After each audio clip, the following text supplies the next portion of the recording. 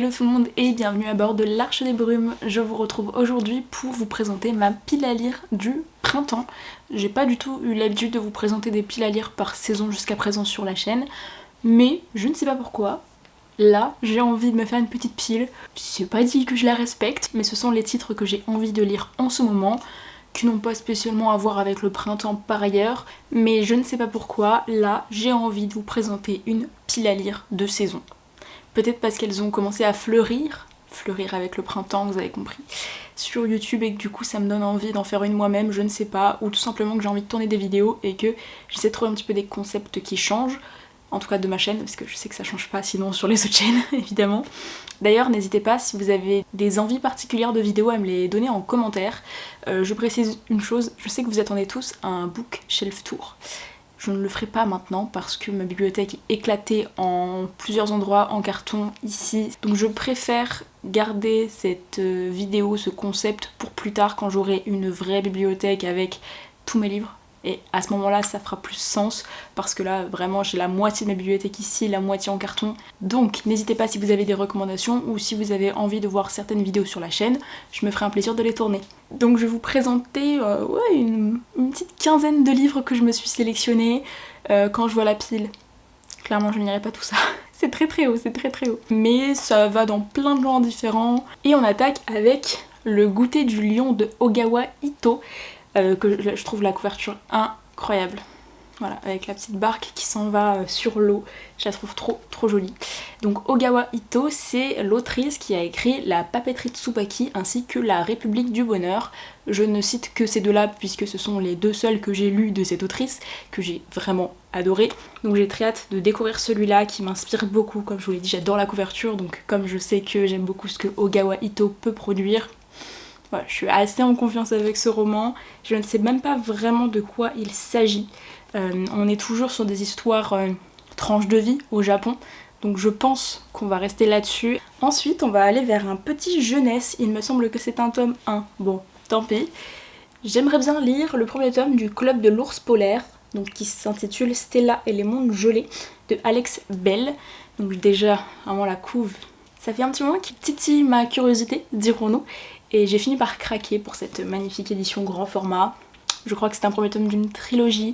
On est sur un jeunesse avec une sorte de quête, d'aventure à travers des mondes enneigés, des mondes froids. Donc j'aime bien cette thématique-là. Effectivement, voilà, typiquement ça fait partie plutôt des lectures qu'on pourrait faire en hiver. Et ben moi, ça m'attire pas spécialement en hiver, donc ce sera pour le printemps, tant pis. Aux côtés d'un chuchoteur de loup, d'un magicien snob et arrogant, et d'un demi-elfe timide et maladroit, Stella se lance à la conquête des étendues polaires. Tout en programme. J'ai très hâte, je pense que c'est typiquement le genre de livres qui peuvent se lire très vite. Ensuite, alors un petit roman que j'avais reçu pour Hachette il y a déjà quelques mois, je suis très en retard, c'est n'importe quoi. J'aimerais beaucoup lire Ballade pour une baleine de Lynn Kelly. Alors la couverture est tout aussi jolie, clairement. C'est assez drôle parce que du coup je suis en train de lire Là où règnent les baleines dont je vous avais parlé dans mon dernier book haul. Donc là à nouveau on est sur une histoire de baleine. Dans cette histoire on va suivre une jeune fille qui est sourde. Elle a donc du mal à se faire comprendre, notamment au sein de sa classe, auprès de ses camarades, jusqu'au jour où elle va rencontrer Blue 55, qui est une baleine qui ne chante pas à la même fréquence que les autres. Et on va aller jusqu'en Alaska, donc c'est pareil, hein. On va aller dans les étendues froides. Un autre récit qu'à mon avis vous avez vu passer sur les réseaux sociaux, il s'agit de Prospérine, virgule point, et la phrase sans fin de Laure d'Argelos. Donc j'ai encore cette très belle édition. Je préfère cette édition à celle illustrée qui a été réalisée par la suite. Donc c'est un roman avec une très belle mise en page. On est à Demi-Mot, qui est un village. C'est un village qui repose sur un manuscrit inachevé. Rien que ça, déjà, je trouve ça extrêmement original. Et je crois qu'il y a une histoire d'un petit peu de cozy mystery. Il y a une enquête, un meurtre, dans cette ambiance qui joue sur les mots, qui joue avec le champ lexical de l'histoire, j'imagine. J'ai très hâte de voir ce que ça peut donner, j'ai vu de très bons avis. Alors ensuite, un roman qui, à mon avis, a fait pleurer beaucoup de personnes. J'aimerais beaucoup enfin découvrir Le Chant du Rossignol de Christine Hanna. Alors, la petite pastille là, imprimée, on n'aime pas. On n'aime pas, mais c'est pas grave. Dans cette histoire, on est en 1939 et on va suivre le destin de deux sœurs. Une qui va voir son mari partir à la guerre et l'autre qui s'installe à Paris au moment où les Allemands rentrent dans la ville. Ça fait longtemps que j'ai pas lu de roman sur les guerres mondiales. Bon, l'objectif aussi c'est de terminer des sagas, ou en tout cas d'avancer dans des sagas. Donc j'aimerais enfin lire le tome 2 de Lady Helen de Alison Goodman, ce serait pas mal. Bon, on est sur une bricasse. Donc j'avais lu le premier tome en 2020. Je me souviens un petit peu de l'histoire, mais pas non plus parfaitement. Faudrait peut-être que j'aille voir s'il n'y a pas des résumés spoilants quelque part. Peut-être que Marilyn va me sauver la mise encore une fois. Nous verrons bien. Mais j'aimerais beaucoup continuer enfin cette trilogie, d'autant plus que j'ai enfin acheté le tome 3, donc je vais pouvoir enchaîner. On est sur une ambiance à la Bridgerton, parce que on est à la cour d'Angleterre dans les années 1830, dans mon souvenir. 1812, j'étais pas loin. Et par contre, pour le coup, il y a un côté complètement fantastique avec des créatures démoniaques, un petit peu. C'est ce qu'on découvre dans le tome 1. Sans trop vous en dévoiler parce que je me souviens que j'avais été assez surprise, donc faut pas trop vous en dire. Mais j'avais beaucoup aimé le tome 1, donc je me dis que ça peut être quand même cool de continuer enfin le tome 2, ce serait pas mal, avant que je n'ai complètement oublié le tome 1.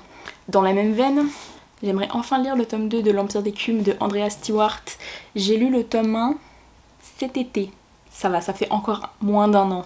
On est sur une fantaisie que j'avais trouvée relativement originale, puisque l'histoire était basée sur un système de magie qui utilisait les os, OS. Il y a beaucoup de complots politiques, on suivait différents points de vue, dont certains qui étaient vraiment très mystérieux, on avait très envie de savoir de quoi il en retournait.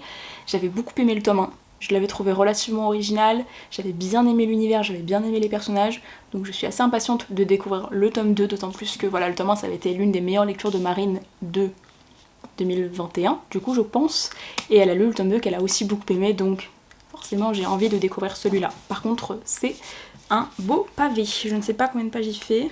Oh oui d'accord, 732 pages. On est mal barré, mais j'y crois, je vais le lire. Encore un tome 2. Je vais enfin pouvoir lire le tome 2 de The Prison Healer. Bon, derrière moi il y a la version anglaise que j'aurais pu lire depuis le temps. Passons. J'ai reçu la version française. Je remercie Hachette pour l'envoi. Et je suis vraiment impatiente de découvrir cette suite, puisque, comme vous le savez, le tome 1 était l'une de mes meilleures lectures de 2022. Donc forcément j'ai envie de connaître la suite. Les premiers retours sont plutôt très positifs.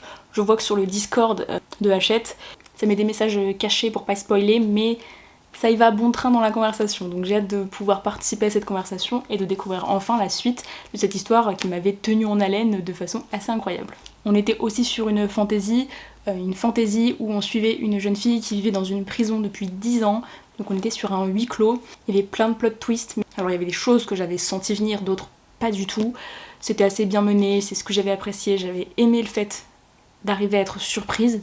Je pense que Lynette Noni a quand même un sacré don pour réussir à nous mener par le bout du nez, clairement, et j'ai hâte de voir ce qu'elle peut nous proposer dans ce tome 2. Encore un tome 2, je n'ai pas fait exprès, vraiment, mais ils sont tous d'affilée. Donc je me suis acheté ce minuscule ouvrage. Il s'agit d'une prière pour les cimes timides de Becky Chambers. C'est le tome 2 de Un psaume pour les recyclés sauvages dont je vous avais parlé en vidéo. On est sur une science-fiction un petit peu post-apo. On va suivre deux personnages qui questionnent le genre notamment, qui vont déambuler dans ce monde apocalyptique, mais un monde qui replace la nature au centre et qui questionne vraiment sur les vices de l'humanité. C'est extrêmement intéressant, ça a vraiment une visée complètement philosophique. J'aime beaucoup ce que Becky Chambers parvient à nous proposer. De par ce diptyque, elle arrive vraiment à s'imposer dans un genre qu'elle maîtrise absolument. Un livre que j'ai acheté à Montreuil et qui depuis me fait tellement envie, il s'agit de Sirius de Stéphane Servant. J'aime beaucoup la couverture aussi, je le trouve très beau. C'est publié chez le Rouergue et c'est pas du tout une maison d'édition vers laquelle je me tourne de façon générale. Mais là, j'ai craqué pour 2 livres chez eux à Montreuil. L'autre, je n'ai pas encore lu non plus, mais j'ai pu rencontrer l'autrice. Celui-là, ce n'est pas le cas. Mais quand je l'ai vu à Montreuil, je me suis rappelé que, il me semble, dans mes souvenirs, c'était un livre dont j'avais entendu parler sur la chaîne de Jeanne, donc Jeanne aime les livres, et elle en avait fait une chronique absolument dithyrambique. On est sur un roman post-apocalyptique. J'aime beaucoup ce genre, j'en lis assez peu, mais à chaque fois que j'en lis un, je suis assez émerveillée de voir un petit peu ce que les auteurs sont capables de proposer dans ce genre-là. Je trouve ça assez fou à chaque fois, donc j'ai très hâte de découvrir celui-là. On va suivre un frère et une sœur qui sont réfugiés dans une forêt, et dans ce road trip post-apocalyptique, ils vont rencontrer quelque chose ou quelqu'un, je ne sais pas. Sirius. c'est assez mystérieux, mais j'ai très hâte d'en savoir plus. Bon, après ma découverte d'Aurélie Wallenstein en 2022 avec Le désert des couleurs, qui était une lecture assez incroyable, assez hypnotisante de par son originalité, de par le parti pris, la philosophie qu'il y avait derrière, j'ai été absolument bluffée par cette découverte. Et du coup, c'est normal que j'ai envie de lire un autre ouvrage d'Aurélie Wallenstein, donc j'aimerais beaucoup découvrir Mère morte. Il est aussi dédicacé, puisque j'avais rencontré Aurélie Wallenstein en salon en 2022, c'est à cette occasion-là que j'ai acheté du coup Le désert des couleurs, celui-là, ainsi que Les loups chantants, je crois bien. J'ai très envie de découvrir Mère morte. C'est un ouvrage qui a une grosse vocation écologique, il y a beaucoup de messages derrière et c'est ce que je recherche, notamment pour le concept d'une vidéo qui arrivera bientôt sur la chaîne. A priori, l'histoire c'est que les mers et les océans se sont rebellés contre l'humanité. Très bien, ça me va, j'ai pas besoin d'en savoir plus, je fonce. Alors les deux suivants seront des lectures en anglais, c'est d'ailleurs les seuls de la pile. Bon, en même temps j'ai pris un petit peu d'avance en mars, là, avec les lectures en anglais, donc je pense que ça va aller. J'aimerais poursuivre ma découverte de Taylor Jenkins Reid, puisqu'en 2022 j'ai aussi découvert cette autrice, avec Malibu Rising, qui a été traduit sous le nom de Les sirènes de Malibu, je crois en français. Donc je l'avais aussi découvert en anglais, et du coup ces deux-là c'est un petit peu les deux les plus connus qu'elle ait pu sortir. Et d'ailleurs les vignettes, regardez, sur Daisy Jones c'est Evelyn Hugo, et sur Evelyn Hugo c'est Daisy Jones. Voilà, je trouve ça très drôle. J'ai très envie de découvrir ces deux ouvrages, je ne sais pas par lequel je commencerai. Peut-être que je n'irai pas les deux au printemps, mais comme je ne savais pas lequel choisir en premier, je les ai mis tous les deux. N'hésitez pas à me dire en commentaire si vous les avez lus tous les deux, lequel vous avez préféré. Globalement, les deux ont énormément de critiques très positives. Celui-là a été adapté en série très récemment sur Amazon Prime, il me semble. On suit un groupe de musique, si je ne dis pas de bêtises. Il y a un côté un peu pièce de théâtre dans celui-là. Je sais pas si vous voyez, c'est pas de la narration classique, on a les prénoms des personnages et puis des conversations qui se déroulent comme ça, de la sorte. Donc ça peut être assez intéressant en termes de format. Et là on suit une icône d'Hollywood, Evelyn Hugo, et je crois qu'il y a de belles thématiques LGBT dans celui-là, donc ça m'intéresse beaucoup. A priori je crois que ça parle aussi de racisme et de sujets très importants. J'ai très hâte de savoir un petit peu ce qu'ils vont me réserver tous les deux. Je pense que je les lirai dans tous les cas tous les deux cette année. J'ai très hâte. Celui qui arrive, il sera peut-être pour le mois de la fantaisie, mais si je peux lire le tome 3 pendant le mois de la fantaisie, c'est tout aussi bien. Ça veut dire que c'est encore un tome 2. Il s'agit du Verrou du fleuve de Lionel Davout. C'est le tome 2 de La Messagère du ciel, donc la saga Les dieux sauvages. C'est le tome le plus court de la saga. Oh, rien, juste 666 pages. Ouf. Bon, c'est le plus court de la saga, donc ça va le faire. J'ai lu le tome 1 en avril de l'année dernière, donc encore une fois, ça va bientôt faire un an. Faut que je lise la suite. Pour moi, on va vraiment plus vers la dark fantasy avec cette saga-là. Peut-être que pour des lecteurs de dark fantasy, ça n'est pas assez dark. Pour moi, ça l'est déjà pas mal parce que c'est pas du tout un genre auquel je suis habituée. J'ai très hâte de lire la suite parce que dans le tome 1, on découvrait un personnage féminin que j'avais trouvé très bon, très bien construit. Et j'avoue que ce qui m'a d'autant plus plu, c'est de rencontrer Lionel Davout. D'ailleurs, c'est aussi celui-là qui a été dédicacé. Donc, ce qui a été génial, c'est que j'ai pu échanger avec lui. C'était à l'occasion de l'Ouest Hurlant l'année dernière, donc à Rennes. Et j'ai parlé, mais 10-15 minutes avec lui, je pense. Alors qu'il y avait plein de gens qui attendaient derrière, vraiment, les pauvres. Mais on a beaucoup échangé. Je venais de terminer le tome 1, donc forcément, il était vraiment frais dans ma tête. On a pu échanger sur les personnages, mais il y a des personnages qui m'ont particulièrement plu, qui m'ont beaucoup touchée, donc on a pu échanger sur ceux que j'avais préférés, sur l'histoire en général. Il m'avait d'ailleurs montré la couverture du tome 4 en exclusivité à ce moment-là, la couverture du tome 4 en poche. Bref, c'était une super rencontre et vraiment j'ai très hâte de découvrir ce tome 2. Je peux pas trop vous en dire parce que c'était un récit qui était assez complexe. Peut-être que si vous recherchez à faire vos premiers pas dans la dark fantasy, ça peut être une bonne idée. Parce que je pense que c'est pas aussi dark que plein d'autres sagas de dark fantasy, mais je trouve qu'il y a quand même tout un côté assez dark auquel moi personnellement je suis pas très habituée, et du coup ça peut être une bonne entrée en matière, je pense. Je suis pas spécialiste. On arrive maintenant sur un tome 6, tenez-vous bien. Il s'agit donc du tome 6 de la saga Anne de Green Gables, et il me semble que c'est le dernier, si je ne dis pas de bêtises. Je suis à la fois dévastée à l'idée de terminer cette saga et à la fois j'ai très hâte de savoir où est-ce que Lucy Maud Montgomery a réussi à amener son histoire et à terminer son histoire, parce que depuis le tome 1 on a balayé les années, clairement. On parle maintenant d'une Anne adulte, donc forcément on a beaucoup évolué, on a découvert un personnage sur à peu près toute sa vie et j'ai hâte de savoir où est-ce que ce tome 6 va nous emmener.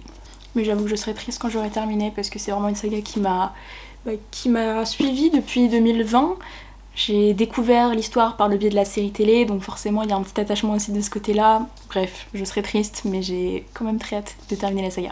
Et pour terminer, je pense que c'était le maître mot de cette vidéo, encore en tome 2.